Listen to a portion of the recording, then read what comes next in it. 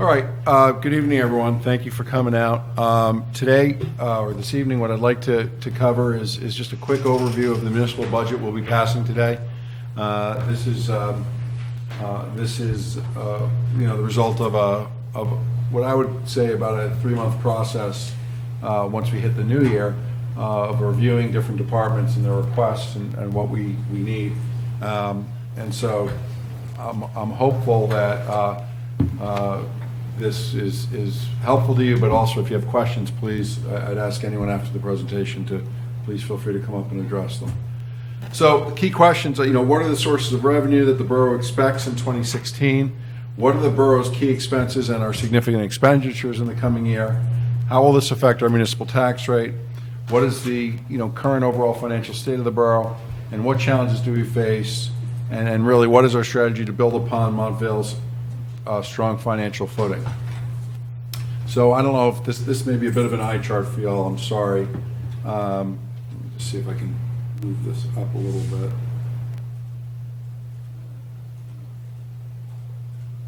All right. So if you take a look at our 2016 proposed budget, which we hope to pass tonight, our surplus is expected to be down this year relative to 2015. I think that's a result of some significant capital expenditures we made last year. We paid for some things on a pay-as-you-go basis rather than borrowing for them, and really I think there is a general sense that while nobody is going to be upset about having a large surplus, that there's a happy medium between having a large surplus and then actually spending some of it down for needs rather than raising taxes. If you take a look at the categories here, you'll notice that there's not a whole lot of change. Our state aid, in fact, doesn't change at all. That we see minimal changes, really nothing in excess of 10%, and actually our delinquent tax numbers are actually down. The one item I'd ask us to look at, which is on the construction code. It's entirely possible that with a lot of the anticipated work we're going to have coming forward in 2016 and beyond, that we'll see a significant amount of revenue come through the construction office in the form of permits and the like. We really can't anticipate that, but our expectation is that all the building that's expected to occur, that there's going to be a fair amount of revenue coming from there. Did I go once? Did it flip through? Yeah, okay. There we go. Sorry, though, I'm trying to get this centered on the slide. Our salary and wages number, we used you'll see that the percentage change in salaries is 2.2%. So we think that's an appropriate level given existing agreements with employees and the desire to give both cost of living and some merit increases. I think another important point to look at is our debt service continues to go down. Now we do expect that to go up once we float and pass the bond for the construction of the firehouse. But overall, we're in a position where the debt service for the town is going down. We're getting to the point where the money that we had borrowed primarily for this building and a few other things should be retired within the next few years. So while we will be borrowing for the construction of the firehouse, on an overall basis, we're in a very strong position with respect to the amount of money we have outstanding in debt. And as I said, we're really getting at a point where we're paying principal down almost exclusively on this building and other debt that we had issued. We are creating a slightly larger reserve for uncollected taxes this year. Typically in Montvale, when people don't pay their taxes, Those tax bills are bought by entities as an investment. We do not have a major issue with respect to people with uncollected taxes. That's a different issue than tax appeals, which I'll talk about in a second. Adjust this, I'm sorry. So our significant expenditures in the coming year of a capital nature, I mentioned the replacement of the Montville Firehouse. We're also looking at the improvement to the Eagle Ridge Sanitary Sewer, which crosses the Pascack Brook. We are receiving, we have to put up a fair amount of money. We are receiving a grant for that as well. Within this building, we have to replace the roof and the air conditioning system here in Borough Hall. That's a significant expenditure. As a result, while we are going to spend $300,000 on resurfacing North Avenue, that's significantly reduced from last year. Our road paving program last year was in excess of $1 million, and that was, again, something we spent, we did not borrow for, we just paid out of operations. But given the amount that we're going to be spending on the roof and air conditioning unit and the sanitary sewer, we thought it was important to, North Avenue's in bad shape. We wanted to get that done, but we wanted to go easier this year on road resurfacing, and we hope to pick that up aggressively again next year as we move back to getting our roads on a regular replacement program, and we don't want to let that go too long. The other thing that I think we have to really be frank about is the tax appeal environment, primarily around the corporate and business area. We are experiencing, as many towns with respect to their corporate properties are, a series of tax appeals. And so consequently, those are dollars that if an entity either wins a tax appeal case or settles with the town, we have to pay right out. And quite candidly, those tax appeal dollars are pretty much all on the town, even though we collect taxes for the county and the schools. You might be surprised to know this: the schools don't give us the money back when there's a tax appeal. I think there is a way to reclaim some from the county, but sort of fundamentally, it's something that we have to address with respect to the town. So why are we seeing this? It's just there's a softening of the overall corporate real estate market. Now, comparatively, Montville's in pretty strong shape. What we're starting to see are inquiries about some of the corporate buildings that I think we all know to be either vacant or going to be vacant, with some plans for redevelopment. But overall, it's just an issue we have to keep an eye on, and we're trying to be aggressive about managing the entire tax appeal process. So what is this going to result in with respect to property tax levies in 2016? The municipal tax levy will be $11.928 million. That's a slight increase over last year. If you look at these 4 years, it's about a 6.7% increase on the municipal line overall, total cumulative over those years. And the other obviously important, open space is a small amount, but the regional school and the local school, together are more than twice the municipal bill, and then you have the county levy as well.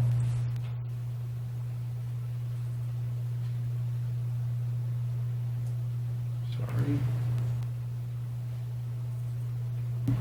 So this is how this breaks out in graph form. You'll see that the borough, the municipal tax levy is about a quarter of your tax bill.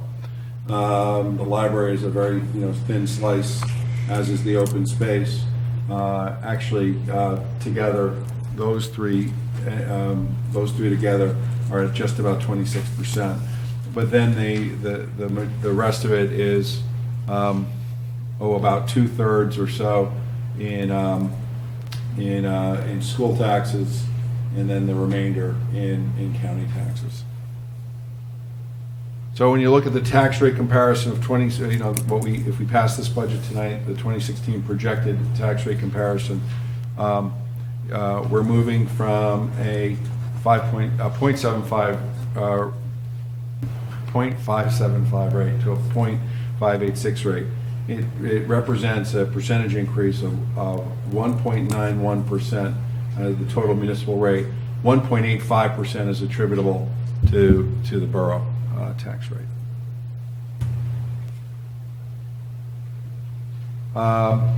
This is always a number people ask for, what's going to happen with respect to the average home. So the average assessed value of a residence in town is around $515,000, and that the municipal portion of the tax equates to a $51.53 increase for that size house. So obviously a home that's assessed at a lower amount would see less than $51.53, and if they're assessed higher, they'd see more than that. That, of course, is just the municipal portion of the tax. I think it's important to now discuss surplus and what our where we stand and what that means for the town. So surplus plays two really important roles for the town. It is a cushion against the impact of negative financial events, and it provides liquidity for cash flow. So as I said before, we collect taxes for all the entities that you saw listed, and then pay it out. And we pay, as you may know from paying taxes yourself, whether you pay them on a quarterly basis or if you have a mortgage and it's being taken out monthly, we don't receive all that money at the start of the year. We receive the money throughout the year, and yet we have to make payments out to the entities listed at points in the year earlier than we may have actually collected this total amount. The idea is it all trues up at the end of the year, but there are points where we're making a payment out ahead of collected taxes. In addition, there are significant expenditures. We don't wait until we've collected all our money and buy everything at the end of the year. So surplus allows us the opportunity and the flexibility to operate. I'm just going to try and bring this down a little bit so you can see. So in 2012, we saw a surplus of 1.8 million, and then it grew steadily over the next 3 years. The next 2 years it grew, steadily, and then it really jumped in 2015. We think the amount that we're proposing in this budget of 3.5 million is still well, in advance, well ahead of where we were for most years. I think we should look at 2015 as an anomaly, a good anomaly, but an anomaly, and probably not the goal we would necessarily shoot for.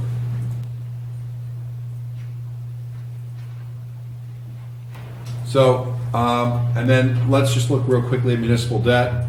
You've seen our municipal debt in bonds and notes go down from about 12.6 million, 12.66 million in 2011 to, in 2015, 6.58 million. And this is just a result of, frankly, paying down our debt service and not borrowing more money.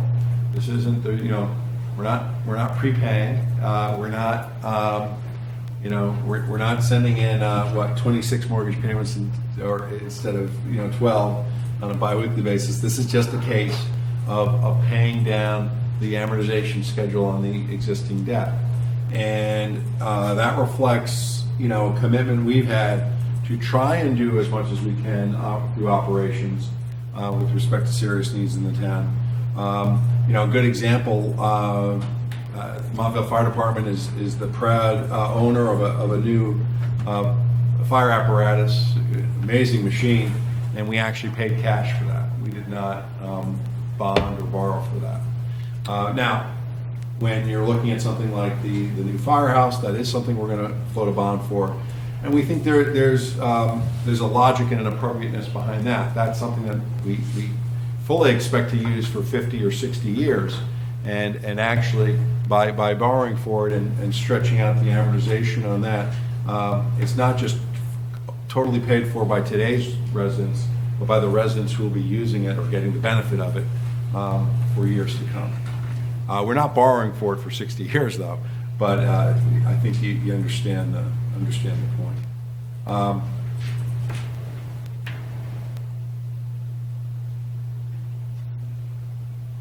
So this is the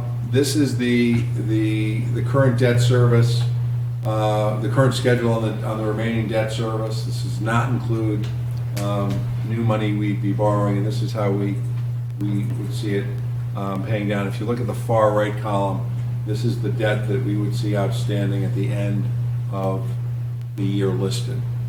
So that's a very strong position for the borough to be in. And we're not saying that debt is, as I just explained about the firehouse, debt is a useful tool in the appropriate situation. But what we are trying to avoid is borrowing on, quickly depreciating assets. And I would argue roads would even fall into that category, even though we don't necessarily repave a road every 10 years. I think roads degrade more quickly than it is worth to borrow them. If we feel that we need to get into a more aggressive road paving program, I would argue that's something that should be raised through taxes, and not something that should be borrowed for and then shifted for many, many years down to the future. Sometimes you have to mix it up a little bit because of financial realities, but sort of fundamentally, roads are a good example of something that may require a pay-as-you-go approach. Significant repairs or significant capital expenditures of a longer nature might make more sense to borrow for. So, for example, we're going to shortly have to evaluate the situation of the turf up at Fieldstone. Believe it or not, I know it probably seems like yesterday, but what is that coming up on? 15 years old, and that's going to be due for some replacement. That's a significant bill. That may be something, if it's going to last that long and it's as predictable as it is, and not an ongoing program, that it may make sense to bond for. We'd have to discuss that. That's obviously something we'd love resident input on, and we'd love, obviously, the council will review. So our bond rating is, not surprisingly, AAA with a stable outlook. This is what's considered when you're determining that rating. Our surplus and our ability to replenish it, the outstanding debt and our ability to pay it off, which I think is pretty clear. Our overall tax base, which despite my points about the corporate environment, there's still a lot of interest in development in Montvale and continued both business and residency in Montvale. So we're not in any way a shrinking entity. And we hope people would agree, strong financial management practices and an overall stable financial position. So the bond rating is as high as it can get. So if we have significant surplus, why don't we just pay off our municipal debt? Well, as I hope I've sort of said all along, number one, you want to have some surplus in order to have cash flow. You also may encounter an unexpected expense that actually requires quicker action than we can float debt for. And as I mentioned, the fairness issue, the idea that paying off everything at once, is something of the here and now that the current residents are all paying off. And for some things, it makes sense to spread the payment for people for both today and into the future. So this is my point on the firehouse. So what do we see as our challenges ahead? In addition to the firehouse replacement and the Fieldstone turf replacement, and in addition to road maintenance, we do have an aging sanitary sewer system. The sanitary sewer system in place is somewhere in the range of about 40 to 45 years old. At some point, that will require probably some significant repairs, significant capital investment, and that is something we're going to have to keep an eye on. It's the kind of thing you don't think about until it goes wrong. So that's obviously something we have to think about. We had a meeting at our last public meeting. We had a presentation on the real estate market. It's just hard to see corporate headquarters continuing in the way that they've been for the past 30, 40, or even 50 years. Work habits are changing. There's been a shift back toward a lot of people wanting to work in the city, and even more so, more telecommuting and more flexible work environments. So unless you have something like a research center, a care center, or something that requires people to be in a specific place, it's very hard to anticipate a situation where what we call knowledge workers are all going to congregate in one location anymore, at least not in the numbers that they used to be. Used to be as well that corporations would expect, sort of an average allocation of space of 100, maybe 150 square feet per employee. That is going way down. So they don't need the size properties for the same number of employees that they used to have. The other issue, I hate to say it, guys, it's a fact of life here in New Jersey. I actually work in this, this business for career. The pension and health benefit liabilities of the state overall are not good. We are in a significant underfunded situation in this state. And I guess the only thing I can say is thank God you're not in Illinois. But other than that, it's a major challenge. And those pensions and those benefits, which are, I think, important promises for the state to fulfill, if something doesn't change, well, let me put it this way: the only way to change it is to fund them more aggressively, and that funding is going to be on the backs of localities. So that is just a reality that we all have to be prepared to face. And that doesn't just, that speaks to the overall pension system, not just our own employees, but the overall health of the system. Our approach here is to continue offering the best services we can while aggressively managing our own salary base, our own workforce, and trying to be as efficient as possible. Quite frankly, the state has not funded its pension program or its health benefits at the levels that it should have been. And I hate to say it, right across the border, New York State's been much more responsible. So the only thing I can tell you, that's an equal opportunity blame, whether you're a Republican or a Democrat. Neither one of them have done a good job on it. One thing about the financing of the firehouse, we are possibly looking at the financing that we actually end up choosing for the firehouse financing approach. Maybe something that we want to dovetail with the pay down of our existing debt, and that's something we're going to be looking at right now. For the road program, we want to develop a multi-year schedule. We want people to have an understanding of what our long-term plan is, recognizing that sometimes things shift, sometimes things change, and roads that didn't seem as bad suddenly go to the top of the list. Not because any one of us live on it, but because they just, they're beyond belief. And where we can, we want to pursue grants for things like the fieldstone turf replacement, the sanitary sewers. We're just going to have to study these issues. So, corporate real estate. You heard a brief entree. If any of you were here at the town hall that we had on March 31st, we are going to review the master plan for this community. I think one thing I've talked to a friend of mine who lives in a neighboring town, and he's impressed at the history that Montville has had of continuing to be aggressive about looking at its zoning and its master plan, and frankly not sticking our head in the sand relative to other situations. Things are going to change. We're going to see corporate space that's going to get converted to different kinds of use, and we're working hard to come up with an overall plan, and that's why we're going to review the overall master plan. And then the planning board obviously will be in the middle of all of that. One other thing, and I want to be sort of careful about this, we want to be prepared for tax appeals, but we don't want to create a war chest that encourages tax appeals. So we're going to be ready to see.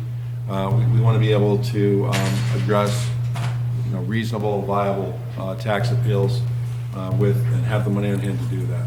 And that's part of our long-term strategy as a result of the changing corporate real estate market. We will be managing health costs, exploring alternative plan designs. Costs have been reduced by approximately 8.2%. I think overall, the goal for salary and benefit costs is, we think that if we run an efficient shop, people should be entitled to both cost of living increases and some degree of merit increases within reason.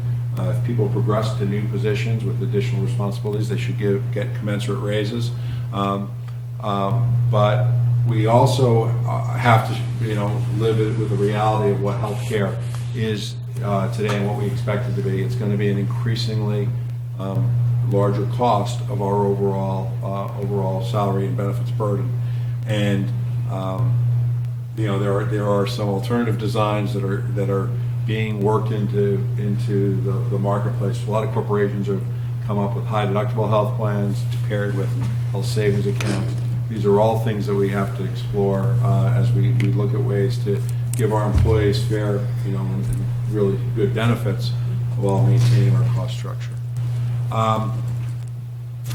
Shared services is something we're going to continue to evaluate. We've got the DPW as an example, the municipal court. And overall, we want to be flexible. We've employed a floater system here with a lot of our administrative support between different departments, and I think we're going to want to continue to pursue that. With that, I'll open it up to any questions if you have any. And thank you again for taking the time to come out.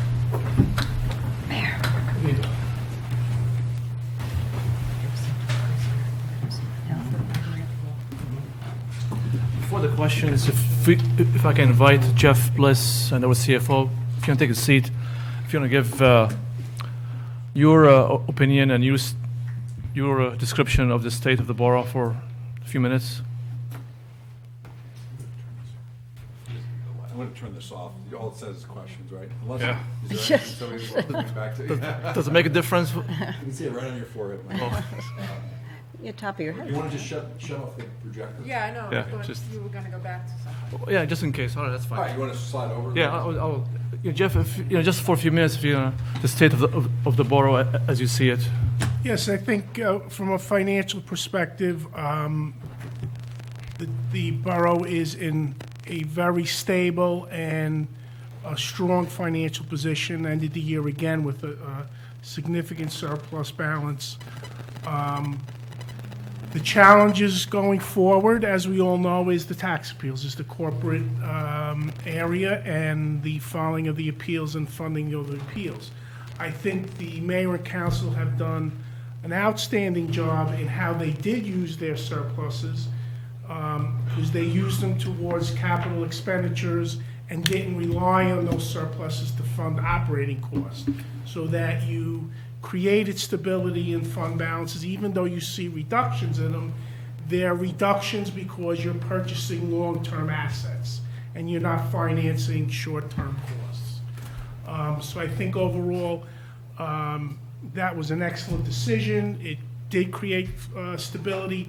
That is clearly shown through the credit agencies who actually upgraded the borough years ago to a AAA bond rating. Something to look forward to, as Councilman Lane indicated, is that the future of the debt is it's going to be paid in 5 years. By 2021, the existing debt that is on the books right now will be paid in its entirety. The flexibility that it gives the mayor and council is that things like the firehouse, which will be financed and should be financed, a capital expenditure of that side, will be able to be worked into with the existing debt structure and will not cause an increase in the tax rate. And it will give you flexibility with other major capital projects that you could take advantage of the interest rates and dovetail it into the existing amortization schedule. So I think overall, if we can manage the tax appeal issue and the reduction in the value, assessed values, I think there's a lot of positive things going forward. All right, thank you, Jeff, and thank you, Ken, for all the hard work, and thank you, Councilman Tim Lane. Very well presented. And since in January, every council member, every department head went line item by line item to come up with this presentation. So, motion to open meeting to the public. So moved. Second. Second. Members of the public who wish to speak on municipal budget items only. Anyone who wants to talk about the budget questions? All right, seeing none, motion to close to the So public. moved. Second. Do amendment. We have to do the amendment first, yes, Mayor. All right, amendment to 2016 municipal budget, resolution number 68A-2016. Motion. So moved. Second. Second. Discussion. All in favor? Aye. Resolution number 68B-2016, adoption of 2016 municipal budget. Motion. So moved. Second. Second. Any more discussion? Roll call, please. Councilmember Curry? Yes. Councilmember Coling? Yes. Councilmember LaMonica? Yes. Councilmember Lane? Yes. Councilmember Telerico? Yes. Councilmember Weaver? Yes. Thank you. Thank you, Jeff. Ken, thank you very much. And you're fine with the amendment first? Thank you. Amendment and an adoption, okay? Thank you. No, you can leave it there for now, thank you.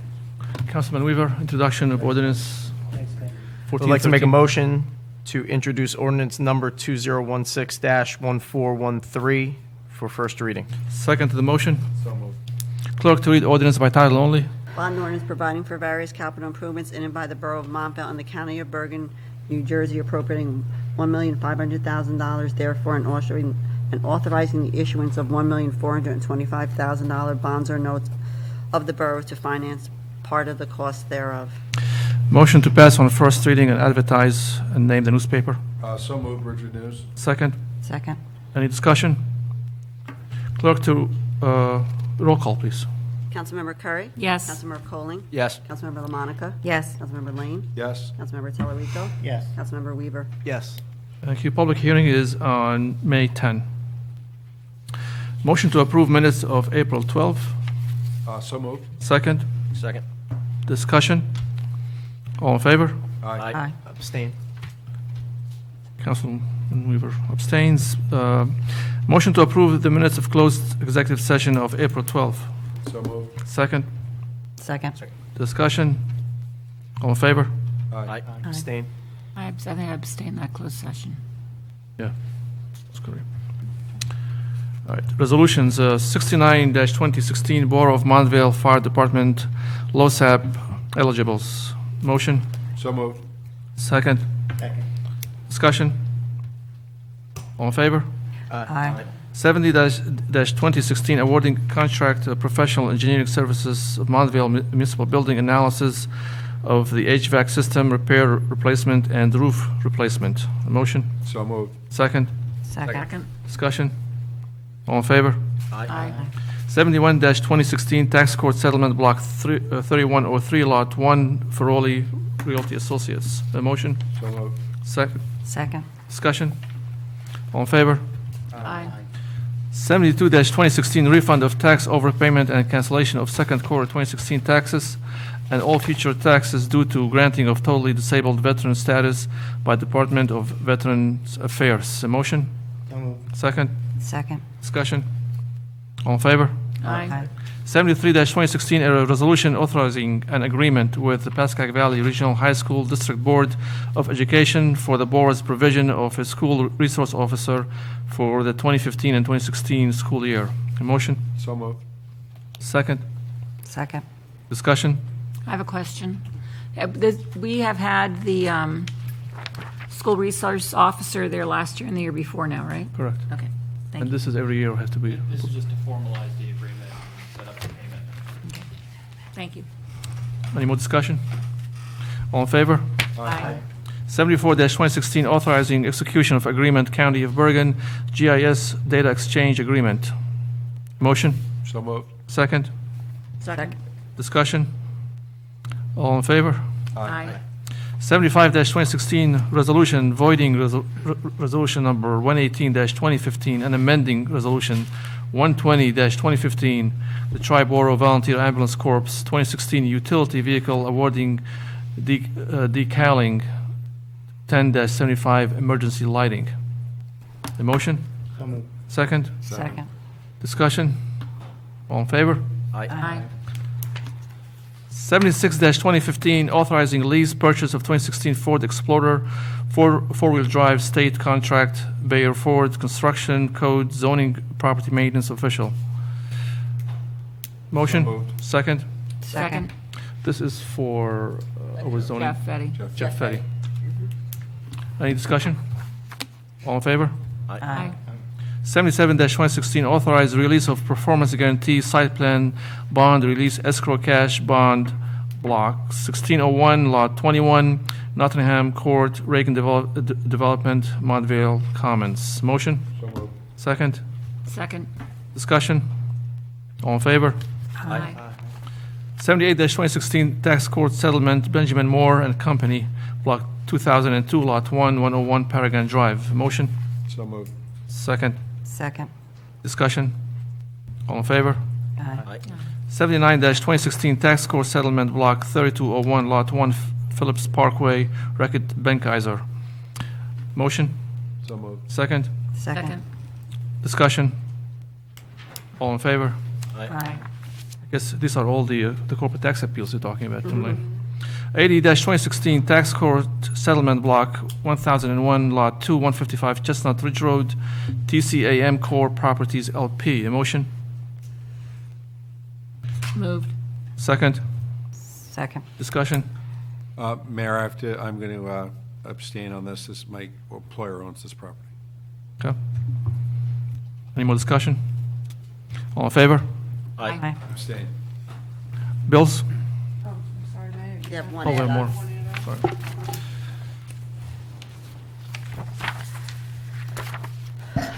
That's it, man. The dedication by Ryder. Resolution number 81-2016, dedication by Ryder Developers Escrow Fund. Motion? So moved. Second? Second. Discussion? All in favor? Aye. Copies of all these are in the back if anyone is interested in bedtime reading. Bills?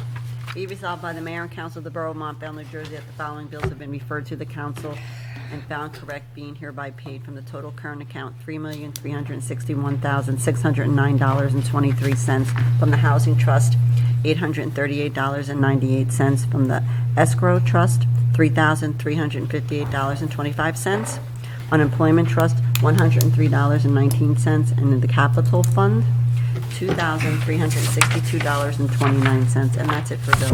Okay, motion to pay the bills? So moved. Second? Second. Discussion? Questions? All in favor? Aye.